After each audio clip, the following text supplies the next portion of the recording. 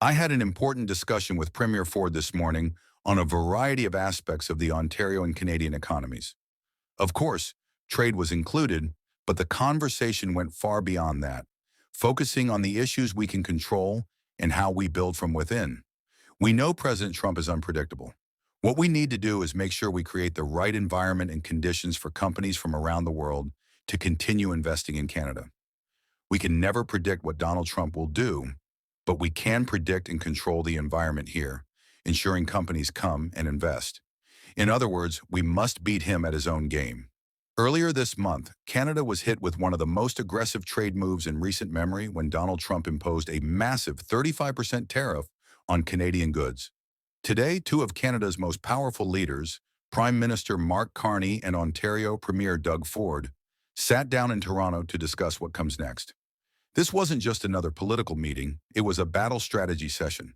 Trump's tariffs aren't just about economics, they're about power. And the message that came out of today's meeting was clear: Canada will not fold. As Doug Ford put it, Canada has to beat Trump at his own game. But the real question is, how? That's where Mark Carney stepped in with a vision much bigger than counter tariffs.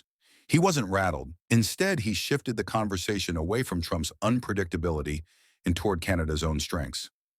Carney's message was clear: Canada must move from reliance on the U.S. to resilience at home. That means investing in housing, strengthening steel and auto, and betting big on future sectors like artificial intelligence. It means making Canada competitive not just in North America, but globally. This is the Carney doctrine. Stop obsessing over Trump's next move and start writing Canada's own playbook. We can't predict Donald Trump, but we can create the right conditions for direct foreign investment. The numbers from 2024 prove it. 409 companies, $39.875 billion in investment, and 25,000 jobs created in Ontario. But those numbers were before Trump's tariffs. That's why we must continue to outplay him by focusing on Canada's strengths. Doug Ford, meanwhile, used sharper language. His approach is to double down on competitiveness by lowering taxes, slashing red tape, and onshoring production. His message is simple: if Trump wants a trade war, Canada won't back down. But here's the difference. Ford is reacting to Trump, while Carney is reframing the entire contest. That matters because, as Ford himself admitted, the president is unpredictable. He'll come out with some cockamamie idea tomorrow that we don't even know about. You can't beat Trump by predicting him. You beat him by becoming immune to his chaos. Ford acknowledged that Carney is doing an incredible job working collaboratively with all the premiers, stressing unity as Team Canada. In Ford's words, Carney is doing a very, very good job in his position dealing with Trump. This wasn't just about Ford and Carney as individuals.